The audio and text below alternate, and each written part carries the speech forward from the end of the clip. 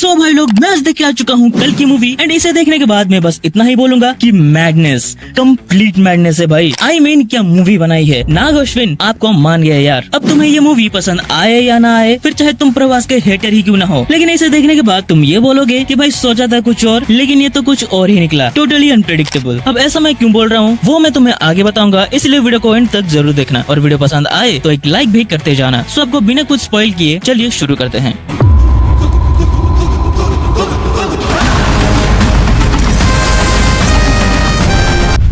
अब इस वीडियो में मैं आपको स्टोरी के बारे में कुछ नहीं बताऊंगा, क्योंकि मुझे ऐसा लगता है कि अगर मैंने कुछ भी बोला तो वो आपके लिए स्पॉइलर हो जाएगा। हाँ, इतना बता सकता हूँ कि हमने जो थ्योरीज बनाई थी उसमें कुछ गलत थी पर कुछ सही भी निकली। इस मूवी में हमें साइंस फिक्शन एंड माइथोलॉजी को एक साथ मिलाकर दिखाया गया है और इस चीज को इतनी अच्छी तरीके से ब्लेंड करके दिखाया गया है ना कि ऐसी चीज तुमने इंडियन सिनेमा में आज से पहले कभी भी देखी नहीं होगी। और विजुअल इफेक्ट्स क्या बोलूं यार, मतलब ऐसे विजुअल इफेक्ट्स एक इंडियन मूवी में देखकर मैं तो बिलीव ही नहीं कर पा रहा। लेकिन तारीफ की पुल बांधने से पहले बोल दूं कि मूवी परफेक्ट नहीं है। कुछ चीजें ऐसे हैं जिसके बारे में बात करना जरूरी है और जो चीजें मुझे अच्छी नहीं लगी वो सब मोस्टली फर्स्ट हाफ में ही थे। जैसे कि वैरवा का वो इंट्रोडक्टरी फाइट सीन, उस सीन में फॉर सम रीजन प्रभास की 4 से 5 बार एंट्री करवाते हैं और बीजीएम भी खाली फोकट में बजाते रहते हैं। फिर वो फाइट चलते जा रहा है और खत्म होने का नाम भी नहीं लेती। एंड इसीलिए अब कुछ देर बाद उस फाइट सीन से इंटरेस्ट लूज कर देते हो और आप कहते हो कि भगवान ये जल्दी से खत्म हो जाए। फिर उसके बाद एक दिशा पटानी एंड प्रभास वाला सीन भी है, उसमें ना तो गाना अच्छा था, ना तो वो लॉजिकल थी और ना ही उसकी मूवी में जरूरत थी। इनफैक्ट वो सीन एंड दिशा पटनी दोनों ही मूवी में ना होते तो भी मूवी में नैरेटिव वाइज कोई भी चेंजेस नहीं होते। आई मीन मैं समझता हूँ वो सीन अपने कॉम्प्लेक्स कितना हरा भरा है, उसमें सब तरह की ऐशो आराम की चीजें हैं और ओवरऑल वो कितना सुंदर है वो दिखाने के लिए रखा है, पर उसे दिखाने के अलग रास्ते भी थे। आप एक मोन्टाज दिखा देते जिसमें ये सब आप दिखा सकते थे एंड उसे देखते वक्त ऑडियंस बोर भी नहीं होती। उसके बाद जो सीजी अमिताभ बच्चन जी को यंग दिखाने के लिए यूज किया गया है वो ट्रेलर में भी अच्छा था और मूवी में भी अच्छा है ही, पर तब तक जब तक वो मुंह ना खोले। जैसे ही वो कुछ बोलता है तो वो बिल्कुल ही कार्टूनिश लगने लगता है। फर्स्ट हाफ में सब चीजें खराब नहीं थी, कुछ चीजें अच्छी भी थी, जैसे कि महाभारत के जितने भी सीन थे। और ये मैं पूरे मूवी के लिए भी बोलूंगा कि उसको क्या प्रेजेंट किया है यार। आई मीन कॉस्ट्यूम से लेकर डायलॉग्स तक पूरे गूज़बम्प्स वाले थे एंड उस वजह से जितने भी महाभारत के सीन्स थे उस टाइम पर आपकी एक्साइटमेंट पूरी चरम सीमा पर होती है एंड देखने में उतना मजा भी आता है। अश्वत्थामा वाले सीन्स भी बवाल थे और जब उनकी एंट्री होती है तो मूवी में थोड़ी जान सी आ जाती है। एंड इंटरवल वाला ब्लॉक तो आपको edge of the seat experience देती ही है एंड सेकंड हाफ के लिए भी तैयार कर देती है। लेकिन ओवरऑल फर्स्ट हाफ में बोलूंगा कि बोर फील कराती है भाई। लेकिन उसे हटाकर अगर हम सेकंड हाफ की तरफ बढ़े तो टोटली पैसा वसूल हाफ था। आई मीन सेकंड हाफ में मूवी थोड़ी सी और सीरियस टोन को कैरी करती है एंड फाइनली हमें देखने को मिलता है अश्वत्थामा एंड वैरवा की फाइट। फिर इसका क्लाइमैक्स भी बहुत एपिक जाता है। उसमें जैसे फाइट सीन्स को कोरियोग्राफ किए गए हैं, जैसे क्लापूर्दी सीन्स डाले गए हैं और जो एपिक रिविलेशंस होते हैं वो देखकर आपको गूज़बम्प के साथ साथ प्राउड भी फील होगा कि ऐसी मूवी अपने इंडिया में बनी है। फिर एक्टिंग परफॉर्मेंस की बात करें तो भाई लोग, अगर तुम ये मूवी सिर्फ प्रभास के लिए देखने जा रहे हो तो ऐसा नहीं है कि मूवी में सिर्फ प्रभास ही प्रभास है, बल्कि अश्वत्थामा मूवी में ज्यादा मेन कैरेक्टर लगते हैं। प्रभास को जो जोक्स दिए गए हैं वो 50-60% टाइम ही काम करता है, पर क्लाइमैक्स में तो प्रभास ने पूरा खा डाला। एंड फाइनली ये हम कह सकते हैं कि ये वो मूवी थी जिसकी प्रभास को जरूरत थी अपने एपिक कमबैक के लिए। वहीं पर अमिताभ बच्चन ने अपने कैरियर में एक लैंडमार्क परफॉर्मेंस दी है एंड देखने से ऐसा लगता है कि इस कैरेक्टर को अगर कोई एक्टर इतने डिग्निफाइड तरीके से निभा सकते थे तो वो अमिताभ बच्चन ही थे। बाकी दीपिका पादुकोण एक प्रेग्नेंट औरत के रोल में दिखती है और उन्होंने भी अच्छा काम ही किया है। और कमल हसन के कुल मिलाकर 2-3 सीन्स ही होंगे, पर उसमें भी तुम्हें उनका वो दहशत एंड वो भौकाल फील होता है एंड एंड में जो होता है उस कैरेक्टर के साथ उसे देखने के लिए मैं डेफिनेटली एक्साइटेड हूँ। और हाँ भाई लोग, इस मूवी में बहुत से कैमियोस भी थे एंड उनमें से 1-2 कैमियोस तो मैंने एक्सपेक्ट भी नहीं करी थी। सो ओवरऑल कल की मूवी कोई साधारण सिनेमा तो नहीं है। हाँ, कुछ चीजें ऐसी हैं जो अच्छी नहीं थी, बट उन चीजों को अवॉइड किया जा सकता है। पर उसके बाद आपको एक ऐसा क्लाइमेक्स देखने को मिलता है जिस क्लाइमेक्स की बात लोग आने वाले 100 सालों तक करेंगे। और यहाँ पे अगर मैं इन कमियों की वजह से मूवी अच्छा नहीं है बोलूंगा तो मेरे से बड़ा बेवकूफ कोई नहीं होगा। सो दोस्तों, मैं बोल रहा हूँ अभी के अभी टिकट बुक करो, नहीं तो बाद में OTT पे फिल्म देख के पछताओगे और सोचोगे कि मैंने ये फिल्म थिएटर्स के अंदर क्यों नहीं देखी। लेकिन दोस्तों, आपने अगर ये मूवी देखी है तो मुझे कमेंट्स में लिखकर जरूर बताना कि आपको ये मूवी कैसी लगी। बाकी मैं आपसे मिलूंगा कल की के स्पॉइलर डिस्कशन वीडियो में। तब तक के लिए बाय।